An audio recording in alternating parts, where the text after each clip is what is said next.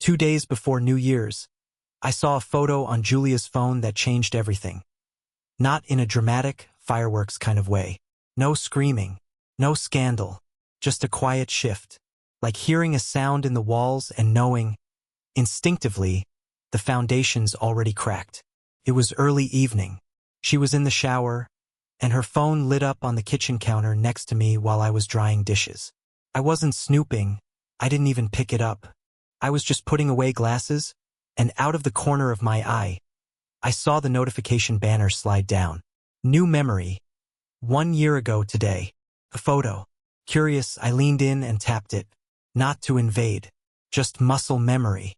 Phones are funny that way, they blur the lines of privacy. But what popped up wasn't from a year ago. It was recent. Very recent. It was Julia. Sitting at a bar, her hair curled the way she does when she actually puts time into it. Not the rushed ponytail I'd gotten used to seeing lately. She was wearing that forest green dress she told me she bought on sale, but hadn't mentioned wearing out. And she was leaning in toward a man in a black shirt, her arms slung around his shoulder, his hand resting just barely on her waist. His face wasn't looking at the camera, but hers was. Bright smile, eyes lit. Not tipsy, not casual. Electric. I just stood there, staring at the screen. There was something about the way her body folded toward him. Something in the angle of her hand, fingers just grazing the line of his back, that made my stomach clench. The bar looked familiar too. Not a spot we went to often, but we'd been there. I knew that neon sign in the background. That wasn't a year ago. That was days ago. Maybe last week. Maybe last night. The water turned off in the bathroom. I should have put the phone down. Should have let it go, buried it. But when she walked in, towel wrapped around her, hair damp, she looked so calm, like everything was fine. Couldn't. So I asked casually, or tried to, "Hey, who's the guy in that picture on your phone?" She paused, towel in her hair now, squeezing it dry. "What picture?" There was a photo that popped up. Looked like you were at a bar with some guy in black. She didn't miss a beat. "Oh," she said, like I'd asked her where the takeout menus were. "That's just Eric. You've probably heard me mention him. We used to work together back when I was at Catalyst. We ran into each other the other night. A few of us were out after Lindsay's party, remember?" I did remember Lindsay's name coming up. Something vague about a birthday dinner and drinks after. No invite for me. "Just girls," she'd said. "It was one of those dumb group pics," she went on. "I think someone must have cropped it funny or caught us mid-conversation or something. He's married. Or engaged. I don't know. Who cares?" She laughed a little then. That dismissive, airy kind of laugh that usually meant the conversation was over before it really began. "You're not seriously jealous over some random photo, right?" she asked, still toweling her hair like nothing was wrong. "God, you always do this." "Do what?" I asked. She gave me a look. The kind that says you know exactly what. Make something out of nothing. You get so in your head about stuff that doesn't matter. It's kind of cute in a paranoid way. She smiled like it was meant to be disarming. I didn't even think to mention it because it was that unimportant. I nodded, slowly. Okay. Yeah, I said. I saw the photo. It caught me off guard." "Then don't go looking for things to stress about," she said, planting a quick kiss on my cheek before walking past me toward the bedroom. "Come to bed in 10. I'm freezing." And that was that. Except it wasn't. Not really. Because even though I said okay, and even though I followed her to bed, even though I pulled her close the way I always did, something inside me had already fractured. It wasn't just the photo. It was the tone. The way she didn't even blink. The speed of her answers. The rehearsed rhythm of them. I'd heard that kind of certainty before, but usually when I was lying to myself about something I didn't want to admit. And suddenly, things started clicking. The new perfume. I'd noticed it a week ago, thought it was nice, different. She hadn't said anything about buying it. The last time she switched fragrances, she made a whole evening out of it, dragging me to Sephora, making me smell paper strips until my nose went numb. But this one arrived unannounced. The lipstick shade I hadn't seen before. The soft curls in her hair when she left the house, only to come home later with it pulled back like she hadn't been out at all. The way her phone was always face down now, always on silent. I used to get random texts from her during the day, dumb little updates, forgot my lunch again tired face. Or, some guy at Starbucks said I look like someone named Kelly. Those had stopped. I tried telling myself I was overthinking, but it was hard to ignore the shift. She used to be warm in bed, physically and emotionally. She'd roll into me at night like I was her anchor, but lately, she stayed on her side, tucked under her own blanket, arms pulled tight around her. She said it was just stress. End-of-year chaos, she called it. Budget reviews and performance cycles and 2 new interns who don't know anything. And I wanted to believe her. God, I did. I gave her every excuse I could conjure. Exhaustion, pressure, hormones, maybe even seasonal depression. I did the emotional gymnastics so she wouldn't have to explain the silence. But after that photo, something changed in me. It wasn't just suspicion. It was confirmation, wrapped in the realization that I didn't even want to confront her anymore. I didn't want to know. Not really. Because knowing would mean facing what came next. And what came next scared the hell out of me. Because love, when it breaks, doesn't always shatter like glass. Sometimes it thins out like air. You don't notice it leaving the room until you can't breathe. That night, lying beside her, I kept thinking about the way she laughed when I asked. The way she called me paranoid. The way she kissed me to end the conversation instead of having it. I remembered the early days, when she used to tell me everything. Who she ran into, what they talked about, even the weird dream she had about being late to a class that didn't exist. There was no filter, no fear. Just honesty. Or what I thought was honesty. Now I got pieces. Carefully curated pieces. Like someone letting me see a puzzle but hiding the corners. I didn't sleep much that night. I watched the ceiling. I listened to her breathing. Wondered if it changed when she was lying. I imagined what she looked like in that bar, in real time, not just in a photo. Did she lean into him the same way she used to lean into me? And worst of all, I realized something I hadn't admitted out loud, even to myself. This wasn't about a photo. This was about distance. Emotional, physical, spiritual. And the photo, it was just the proof that I wasn't crazy for feeling it. I was just finally seeing it. The morning after I saw the photo, everything felt louder. Her footsteps on the hardwood, the sound of the coffee maker, the casual hum she made as she scrolled her phone at the kitchen table. All of it rang in my ears like background noise with no melody. Nothing she did had changed, but everything I saw had. That's the strange part. When your perspective shifts, even the most mundane things start feeling loaded. And the more I paid attention, the more the pieces began clicking into place. It wasn't just the photo.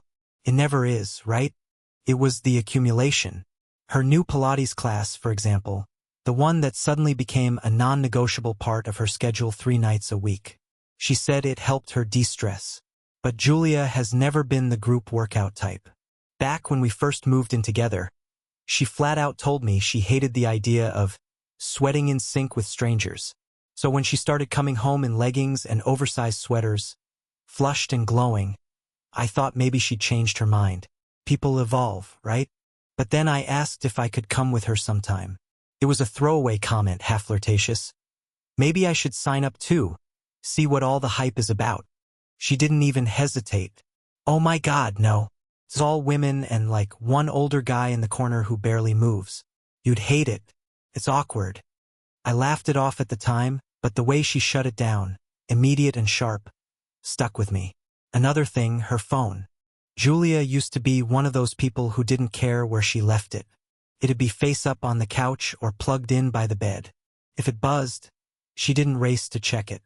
Half the time, she'd forget to respond to texts for hours, even mine. But now, always face down, always on silent. She even took it to the bathroom with her. The kind of shift that creeps up on you until you realize it's not a shift anymore. It's the new normal. I told myself I was imagining it, that I was being that guy. Insecure, dramatic, projecting his own fears onto the woman he loved. But I started running a quiet inventory in my head. Little things. A mental checklist of things that had changed over the past few months. There was the new lipstick, a deep, almost wine-colored shade. She'd worn it 2 weeks ago to a team mixer at work. When I asked if it was new, she shrugged. Just trying something different, she said. Julia's not the type to fuss over makeup. She used to get annoyed when I complimented her eyeliner because she thought it meant I preferred her done up. Then there was the perfume. I still remember the first time I smelled it on her. A rich, floral scent, different from the subtle vanilla she always wore. It hit me the second she walked through the door. New scent, I asked, leaning in for a kiss. She nodded and said, "Thought I'd mix it up. Bored of the old one." Her tone was clipped. The kind of answer you give when you don't want follow-up questions. But that wasn't all. She stopped talking to me, not in a cruel, silent treatment kind of way. In fact, silence might have been better. No, she became performative. Like she was acting out a version of herself she thought I still believed in. She'd still ask me how my day was, still kiss me goodnight. But the details were gone. The int asterisk Macy. The little check-ins we used to live in. The guess what I overheard in the elevator. Or remind me to tell you what Diane said at lunch kind of stuff. That disappeared. In its place, vague phrases. Same old at work. Just tired. Don't worry about it. I remember once, not long before the photo, she came home later than usual, maybe around 10. She walked in holding a bag of groceries, apologizing for the delay. Said she stopped by the store on the way home, even though we didn't need anything. "Got wine," she said, pulling out a bottle. "And frozen ravioli. Let's do a lazy dinner." Should have felt sweet, thoughtful. But there was something off about it. Her tone was too cheerful. Her smile too wide. Like she was preemptively defusing something I hadn't even said. When I asked where she'd stopped, which store, she blinked for a beat too long before answering. "Trader Joe's." But the receipt in the bag said Whole Foods. Not a big deal, right? Could have made a mistake. Could have gone to both. But it's the kind of inconsistency that catches in your gut and doesn't let go. I started watching more closely after that. She stopped asking me to pick her up from places. Even when it rained, even when she had heels on. She said Uber was easier. More flexible. Said she hated feeling like a burden. Julia never used to say that. She once called me during a thunderstorm just to bring her an umbrella. And not because she needed one. She just liked knowing I was coming. And now she was worried about being a burden? No, that wasn't it. She didn't want me to see where she was, or who she was with. I remember one night, a week before the photo, she was texting someone, smiling in that soft, private way people do when they're being flirted with. I caught the edge of the screen. A message preview that simply said, "Had a great time tonight," smiley face. She turned the screen away before I could read the name. "You texting Lindsay?" I asked. She looked up a little too quickly. "Yeah." But the smile had vanished. There was also the way she touched me or didn't. Julia used to be tactile. She'd thread her fingers through mine when we watched TV. Brush my arm when she passed by. Pull me in by the belt loops when she wanted attention. Lately, nothing. She sat on the opposite side of the couch. Slept further away. Her kisses became quick, forgettable, obligatory. And when I tried to ask, gently, if something was wrong, she deflected. Every time, she'd say she was just stressed. That work was overwhelming. That I was reading too much into everything. Once, she even snapped at me, not loud, but sharp. "Why are you always making me the bad guy?" I didn't know what to say to that. I wasn't accusing her. I was asking, reaching out. But she made me feel like I was prying. Like caring was an interrogation. And I started doubting myself. That was the worst part. Not the distance. Not the phone habits. Not even the scent of someone else's cologne on her scarf one night. Though that one still stings. No, the worst part was how I started questioning my own sanity. I'd lie awake wondering if I was too sensitive. Too needy. Too suspicious. I'd reread our text threads, looking for signs I was overreacting. I started giving her space. Not because she asked, but because I didn't want to push her further away. I was afraid of what I might find if I pulled too hard.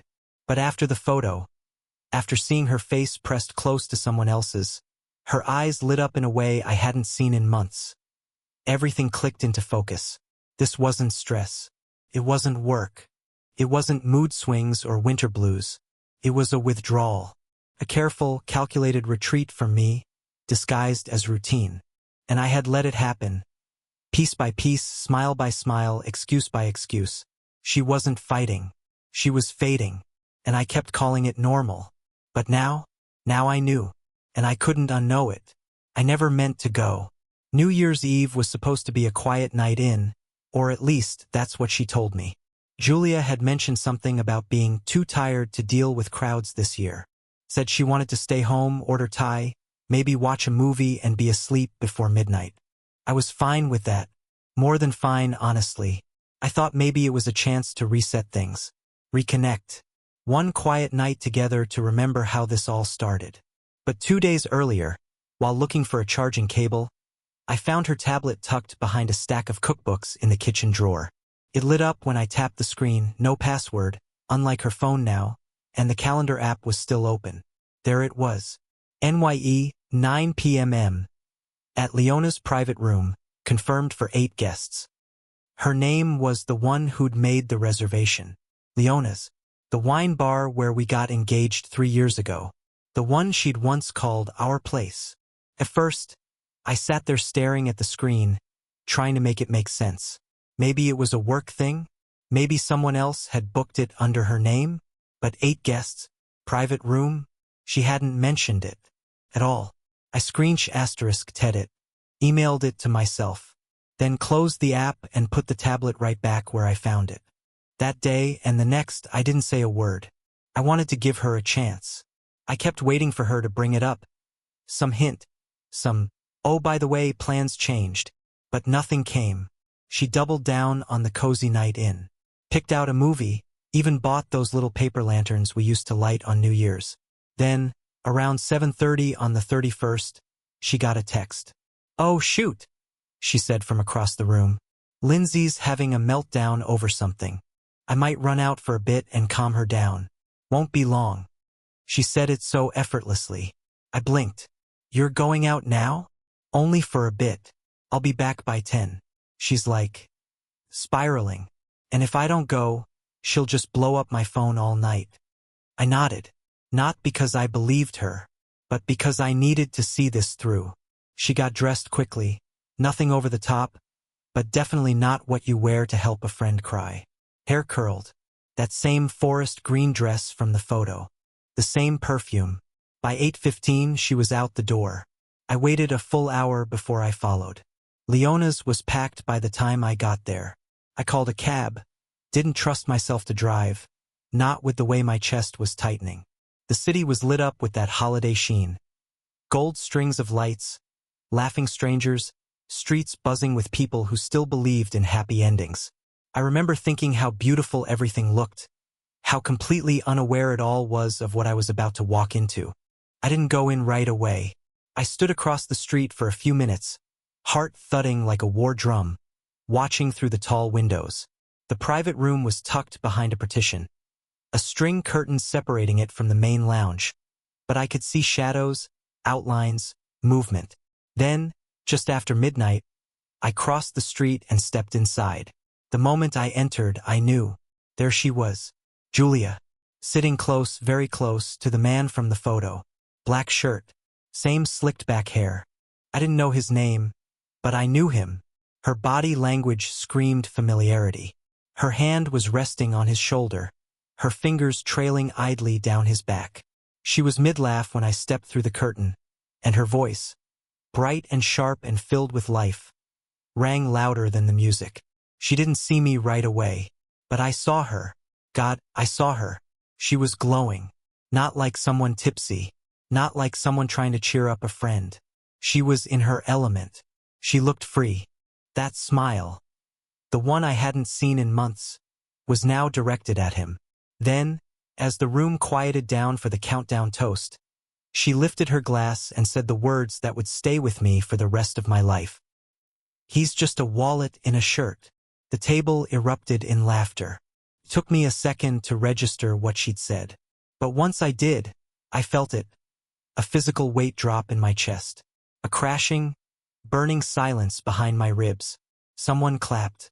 A woman nearby, blonde, early 30s, nearly spilled her wine, she was laughing so hard. A guy across the table chimed in, "Cheers to that." That's when she noticed me. And for the first time in all of this, I saw her mask slip. She froze, mouth half open, wine glass still in hand. Her eyes widened, just barely, before narrowing again. A flicker of calculation, like she was rapidly trying to rewrite what I'd heard, what I'd seen. "Hey!" she started, rising slightly from her chair. I walked straight to her.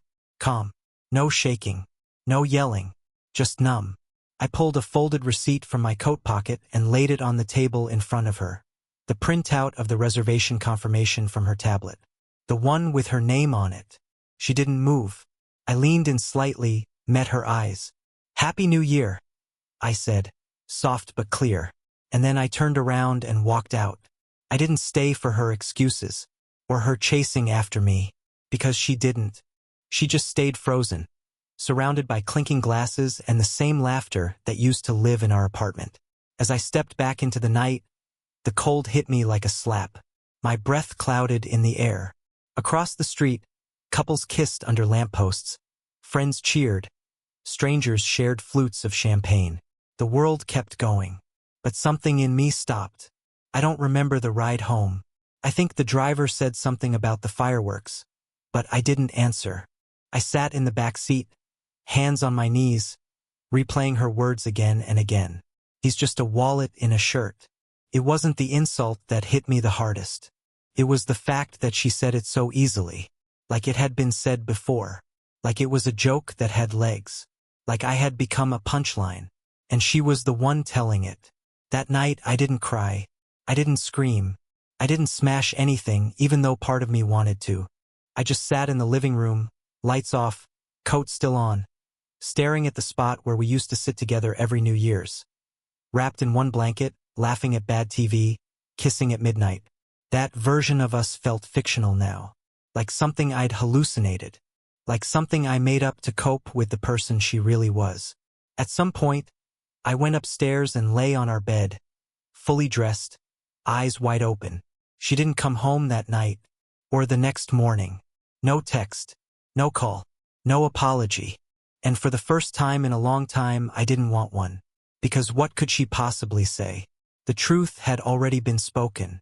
Not in a confrontation, not in a tearful confession, but in a toast, delivered with a smile, in front of strangers, while my place in her life, whatever was left of it, was reduced to a punchline with a price tag. And that was the line I'd never forget. After New Year's Eve, I didn't scream. I didn't confront her. I didn't tell my friends or family. I didn't even check her phone again. What I did instead was simple. I stopped reacting. No rage. No guilt-tripping. No desperate pleas to fix what we both knew had already been broken. Because when someone looks you in the eye after tearing you down and still expects you to stay, the best response isn't a speech. It's absence. Started small. The next morning, she came home around 10:30. I was at the kitchen table, still in the same clothes from the night before, sipping black coffee like it was medicine. She walked in slowly, cautiously. Her makeup was smudged, her heels dangling from her fingers.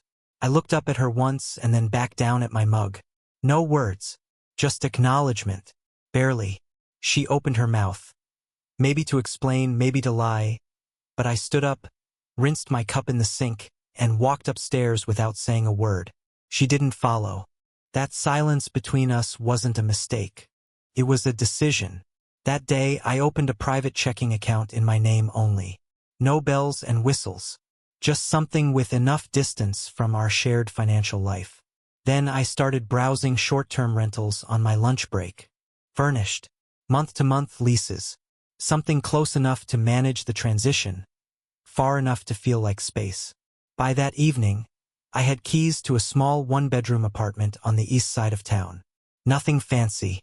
Hardwood floors, minimal furniture, the smell of fresh paint lingering in the corners. But it had something I hadn't felt in months. Neutrality. It didn't smell like her perfume. It didn't hold memories I needed to burn through. It was mine. Over the next week, I began the slow, surgical removal of my life from our shared one. I started with essentials, my passport, social security card, health documents. Then came my camera gear, laptop, charger. Spare clothes I hadn't worn in a while. My headphones. My shaving kit.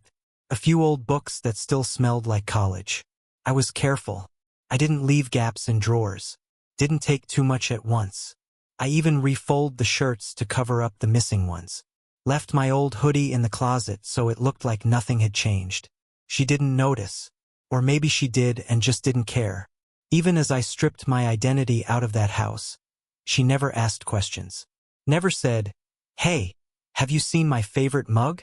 Or, "Didn't you have more stuff in the closet?" Instead, she moved around the space like we were on different frequencies. Like the things we used to build together were already someone else's past. And maybe they were. Strangely, after New Year's, she began putting on a kind of show. It started with candles. One night, I came home to the smell of bergamot and vanilla wafting through the living room. She'd made pasta, had a playlist running, something acoustic and low. There were 2 glasses of wine already poured. She looked up as I walked in. "Thought we could have a cozy night in," she said with a smile I hadn't seen in months. I nodded, set my keys down, took off my coat, sat across from her at the table. We talked about nothing.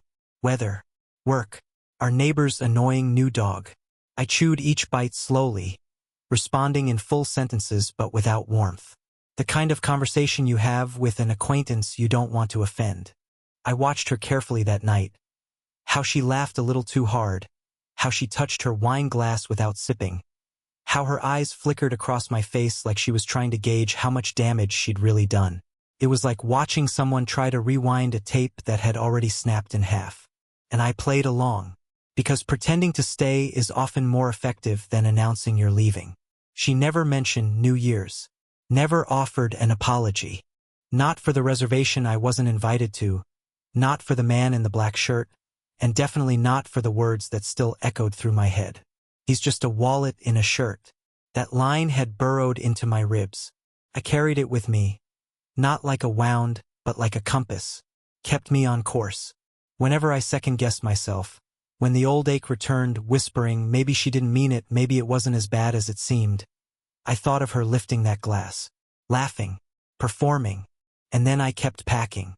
A few days later, I scheduled mail forwarding. I updated my work records, changed the login info on the Netflix account, removed my name from the cable and water bills. Quiet, administrative tasks that felt oddly liberating, like brushing dust off something I forgot I owned. She never said a word about it. She just floated. She started texting again. Dumb things like, "Should we get groceries this week?" Or, "We're low on dish soap."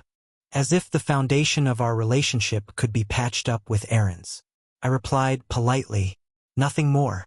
Then, out of nowhere, she began initiating into *Macy. It wasn't subtle. She'd pass behind me and brush her fingers along my shoulder.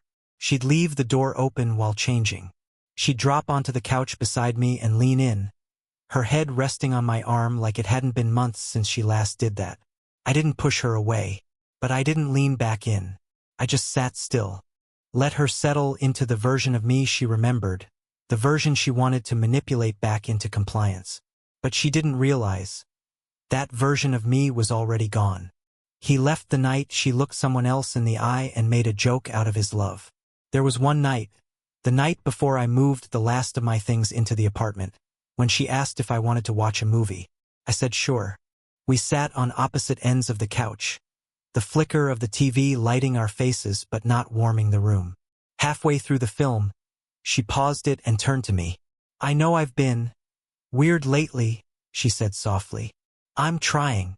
I looked at her, and for the first time I didn't feel anger, or even sadness. I felt distance. Permanent, irreversible distance.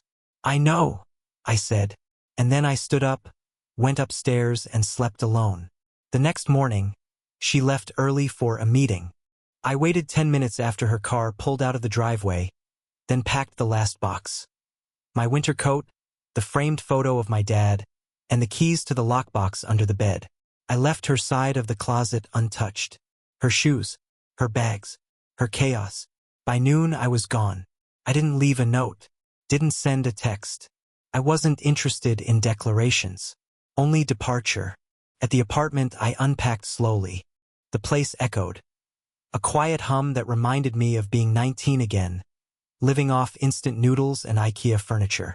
Except this time, I wasn't broke. I was rebuilding. That night, I sat on the floor with takeout and a playlist that used to make me feel something. I stared at the walls, the ceiling, the space between where I was and where I thought I'd be by now. And for the first time in months, I didn't feel watched, judged, measured. I just felt alone. And it was the most peaceful feeling I'd had in a long, long time. I should have known the silence wouldn't last.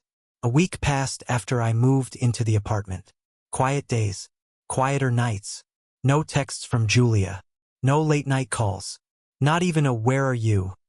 And that somehow stung more than if she had begged me to come home. Told me everything I needed to know. She knew, and she was waiting, which is why, when her name lit up my phone 8 days later, I stared at it for a long time before answering. "Hey," she said too brightly. "I know things have been different, but I didn't forget." "Forget what?" She let out a soft laugh, like I was being coy. "Your birthday, this Friday. Come on. I've been planning something. Just say you'll come. Please."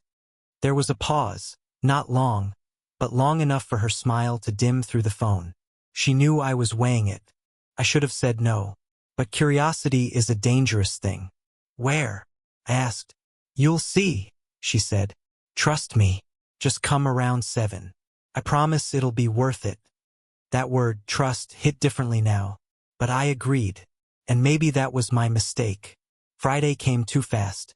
I pulled up outside Le Grand, a wine bar we hadn't visited in nearly 2 years.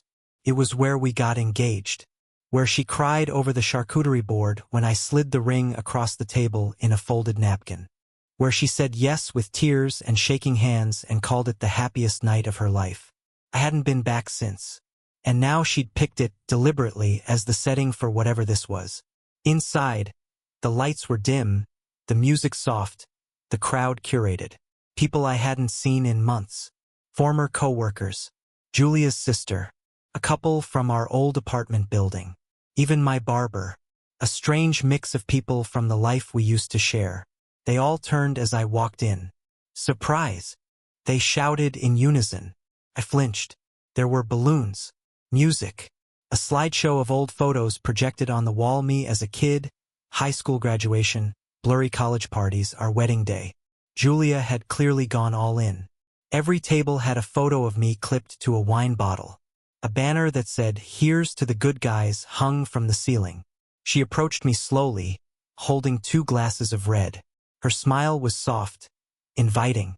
"Happy birthday," she said, pressing a kiss to my cheek. "You made it." I nodded, scanning the room.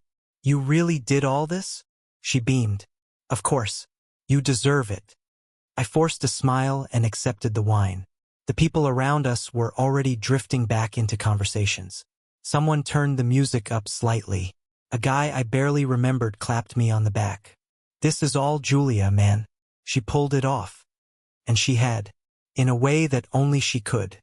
15 minutes in, she tapped her glass with a spoon. The room quieted. "I just want to say a few words," she said, smiling toward me. "If that's okay?" There was applause. I stood there, trapped in the center of the room as everyone turned toward her. She reached under the table and pulled out a manila folder.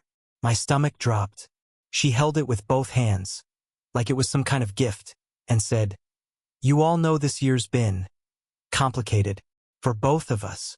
But tonight we're celebrating a good man, someone I built a life with. And even though we've decided to go our separate ways," she paused for dramatic effect, "we're doing it with respect, with peace, like adults." She turned toward me with that same polished, camera-ready smile. "And Mark, I'm proud of us for that. Really. She handed me the folder like she was presenting dessert. "Divorce papers," she whispered with a wink. "Signed. Ready to go." The room let out an awkward murmur. Someone chuckled. Another person clapped hesitantly, unsure if it was a joke. But Julia never lost her smile. And I didn't flinch. I looked at the folder, then at her, then at the people surrounding us. My life in 3D. Friends who used to be confidants. Faces that once felt like home, now reduced to spectators. I set the wine glass down carefully.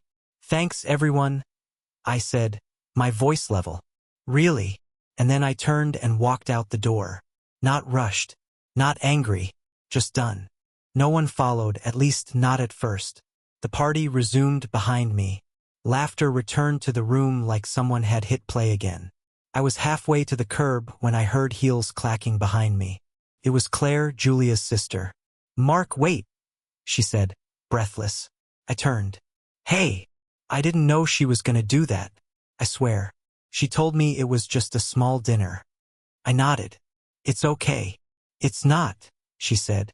"That wasn't about you. That was a performance." I looked at her. Claire and I had never been close, but she'd always been honest. She didn't sugarcoat things. And right now that meant something. "Come on," she said. "Let's get out of here." I didn't argue.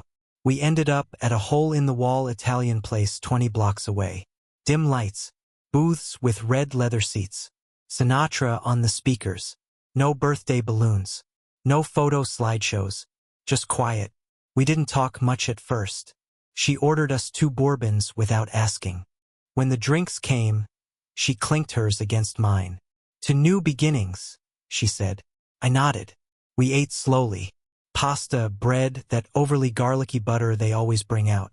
The kind of meal you don't rush through. No expectations. No weird tension. Halfway through, she asked, "Why didn't you say anything back there?" I shrugged. "Because I didn't need to." Claire tilted her head. "Most people would have freaked out, yelled, said something." "I'm not most people," I said. "Not anymore." She studied me for a second. "You always were too calm for her." "Maybe. I think that's what scared her. You didn't fall apart. You just walked away."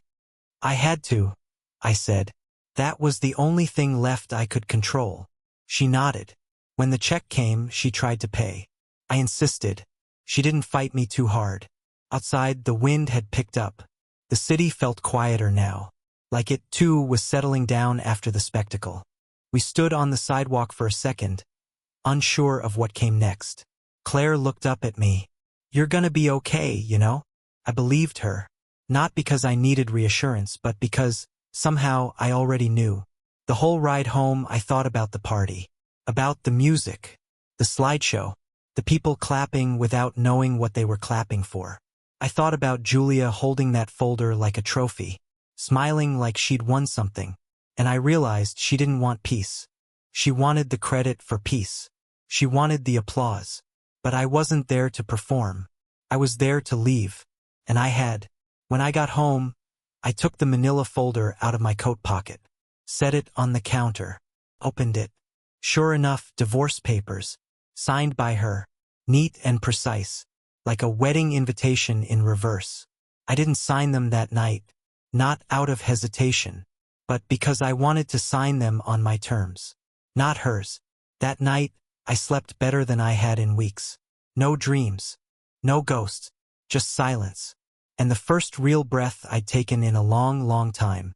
I didn't seek revenge. I sought freedom. Quiet, clean freedom. I canceled our joint accounts, closed subscriptions, changed passwords. Every visit to the house while she was out became a surgical extraction, old photos, family heirlooms, tools from the garage. She didn't notice. Or maybe she did and didn't care. She tried charm. Candles, wine, old songs. Like pressing rewind on a broken tape. I smiled politely, but inside I was done. When she asked for help with money, I suggested a shared spreadsheet. She laughed. I didn't. I was already counting down the days to 0. A month later, it was official. The papers were signed. I kept the house. She left the keys on the counter, no note, no goodbye. Just vanished. The neighborhood came back to life. I started waking early, drinking coffee by the window, no longer waiting for closure. I wasn't angry, just finished. She once told me, "Don't touch me if you want to help." I get it now. It wasn't rejection, it was release. Some things aren't meant to be fixed. Some exits don't need applause.